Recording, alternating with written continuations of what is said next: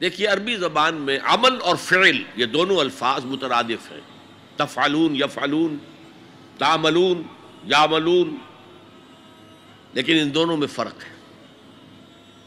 فعل کوئی بھی فعل ہے جو آپ سے سرزد ہو گیا، چاہے ارادی طور پر چاہے غیر ارادی طور پر۔ عمل وہ ہے جو ارادے کے تحت کیا جائے، جس میں جد و جہد ہو، جس میں محنت ہو، جس میں مشقت پڑتی ہے۔ تو فعل اور عمل کے درمیان زمین و آسمان کا فرق ہے۔ عمل محنت چاہتا ہے، جد و جہد چاہتا ہے، سعی چاہتا ہے۔ اور صالح سے مراد کیا ہے؟ باصلاحیت، جس میں گرو کرنے کی صلاحیت ہو، صالح۔ اس عمل صالح جس سے کہ انسانی شخصیت نشو و نما پائے، اس کی انٹرنل پرسنالٹی، اقبال کے اصطلاح میں اس کی خودی، اس کی انا، اس کی ایگو، اس کی روحانی شخصیت ترقی پائے، نشو و نما پائے، بلندی پر جائے، اس مقام کو حاصل کرنے کی کوشش کرے کہ جس مقام پر اللہ نے انسان کو پیدا کیا تھا۔ والتین والزیتون وطور سینین وہذا البلد الامین لقد خلقنا الانسان فی احسن تقویم، بہترین سطح پر پیدا کیا، مسجود ملائک بنایا، اپنا خلیفہ قرار دیا۔ ثم رددناہ اسفل سافلین، پھر نیچوں میں سب سے نیچے پھینک دیا۔ فرشتے ہم سے اونچے، جنات بھی ہم سے اونچے۔ جنات کہاں کہاں تک جاتے ہیں؟ میرا یہ خیال ہے کہ کم سے کم سولر سسٹم تک تو جنات کی رسائی ہے، آگے ہے یا نہیں میں نہیں کہہ سکتا۔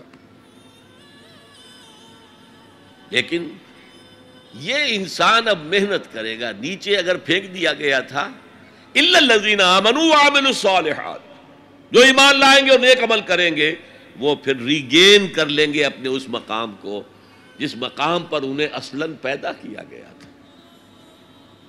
اور جو لوگ اس مقام کو حاصل نہیں کر سکتے ان کے بارے میں قرآن کہتا ہے اولئک کالانعام، سورہ اعراف میں، یہ چوپایوں کے مانند ہیں، حیوانات ہیں، بل ہم اضل، بلکہ ان سے بھی گئے گزرے ہیں۔ کیوں؟ حیوان کو جس سطح پر پیدا کیا گیا اس پر اپنی زندگی گزار رہا ہے، اس سے اوپر کی کوئی صلاحیت دی ہی نہیں گئی۔ انسان کو لقد خلقنا الانسان فی احسن تقویم، اگر انسان حیوان کی سطح پر گر جائے جیسے کہ آج گر چکا ہے تو وہ حیوانات سے بدتر ہے۔ اولئک کالانعام بل ہم اضل لہم قلوب لا یفقہون بہا لہم اعین لا یبصرون بہا لہم آذان لا یسمعون بہا، ان کا دل ہے اس سے غور نہیں کرتے، آنکھیں ہیں ان سے دیکھتے نہیں ہیں، کان ہیں ان سے سنتے نہیں ہیں۔ کیا ابو جہل آنکھ سے نہیں دیکھتا تھا؟ کیا ابو جہل کان سے نہیں سنتا تھا؟ یہ وہ انر شخصیت ہے آپ کی، وہ روحانی شخصیت ہے آپ کی، جو دیکھتی ہے بغیر ان آنکھوں کے، جو سنتی ہے بغیر ان کانوں کے، جو غور و فکر کرتی ہے اس عقل سے نہیں بلکہ اس قلب سے۔ تو اللہ نے تو سب کچھ دیا تھا، ہر ایک میں وہ روح پھونکی ہوئی ہے، لیکن یہ لوگ اپنی اس روح سے بیگانہ ہو گئے ہیں، بھول گئے ہیں کہ ہمارے اندر کوئی ڈیوائن ایلیمنٹ بھی ہے۔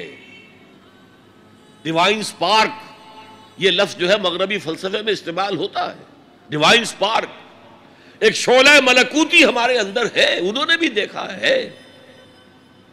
لیکن آج کا انسان خاص طور پر ڈارون کے نظریے کے پھیلاؤ کی وجہ سے، یہ نظریہ بایولوجی کے میدان کا نظریہ تھا اور بایولوجی کے میدان میں اسے تقریباً ریجیکٹ کیا جا چکا ہے، لیکن سوشل سائنسز میں اس طرح پرمیٹ کر چکا ہے، سوشالوجی میں، سائیکالوجی میں اس طرح پرمیٹ کر گیا ہے کہ آج کا انسان اپنے آپ کو سوائے حیوان کے کچھ نہیں سمجھتا۔ یہ ہیومن ٹریجڈی سب سے اونچی ہے، وہ شرف جو اللہ نے عطا کیا تھا، وہ مقام اور مرتبہ جو اللہ نے عطا کیا تھا، اس سے انسان خود مستعفی ہو گیا۔ نتیجہ کیا نکلا ہے کہ جیسے ہم کہتے ہیں کہ گھوڑا اور گدھا، کیا فرق ہے؟ گھوڑا ذرا ریفائنڈ اینیمل ہے، تمکنت ہے اس میں، گدھا بیچارہ کورس اینیمل ہے، باقی فرق کیا ہے یہ بتائیں؟ اسی طرح انسان اور شمپینزی اور گوریلا میں کیا فرق ہے یہ بتائیں ہمیں؟ عمل صالح جو ہے وہ اس لیے ہے، اور یہ بھی نوٹ کر لیجئے، جب یہ صورت اتری تو عمل صالح سے کیا مراد تھا؟ شریعت تو ابھی نازل ہی نہیں ہوئی، عمل صالح ایک ہی تھا، ایک ان الذین قالوا ربنا اللہ ثم استقاموا، جنہوں نے کہا ہمارا رب اللہ ہے پھر جم گئے، چاہے مارا جا رہا ہے، چاہے دہکتے ہوئے انگاروں پر لٹایا جا رہا ہے۔ خباب بن الارت رضی اللہ تعالی عنہ لوہار تھے پیشے کے اعتبار سے، بلایا گیا، حضور پر ایمان لے آئے تھے، انگارے زمین پر بچھا دیے گئے، دہکتے ہوئے انگارے، کہا اتارو کرتا، اتار دیا، لیٹ جاؤ، لیٹ گئے انگاروں کے اوپر، اس لیے کہ حضور کا حکم یہ تھا چاہے تمہارے ٹکڑے کر دیں، چاہے تمہیں بھون دیں، تم نے کوئی جوابی کارروائی نہیں کرنی، کفو ایدیکم، اپنے ہاتھ بندے رکھو۔ قرآن میں تو یہ کہیں جا کر سورہ نساء میں حکم آیا ہے، میں حکم تھا کہ اپنے ہاتھ روکے رکھو، مکے میں یہ حکم حضور نے، لہذا لیٹ گئے، پیٹھ کی کھال جلی، چربی پگھلی، اس سے وہ انگارے ٹھنڈے ہوئے۔ ان الذین قالوا ربنا اللہ ثم استقاموا، پھر جم گئے۔ یا صرف ایک عبادت دی گئی تھی، راتوں کو کھڑے رہا کرو، یا ایھا المزمل قم اللیل الا قلیلا نصفہ او انقص منہ قلیلا او زد علیہ ورتل القرآن ترتیلا۔ اے کمبل میں لپٹ کر لیٹنے والے صلی اللہ علیہ وسلم، کھڑے رہا کرو رات کو سوائے تھوڑے سے حصے کے، نصفہ، آدھی رات، اب انقص منہ قلیلا، یا اس میں سے کچھ کم کر لو تو ایک تہائی رات، اور زد علیہ، یا آدھی رات پر اور اضافہ کرو تو دو تہائی رات، اور قرآن پڑھتے رہو پڑھتے رہو پڑھتے رہو پڑھتے رہو۔ حالانکہ قرآن کتنا نازل ہوا تھا ابھی؟ کیا یہ 30 پارے موجود تھے؟ جو چند آیتیں اتری ہیں، repeat and repeat and repeat and repeat, hammer them down, یہ عبادت تھی۔ باقی نہ ابھی 5 وقتہ نماز ہے، نہ روزہ ہے، کوئی شے نہیں، نہ سود حرام ہے، نہ شراب حرام ہے۔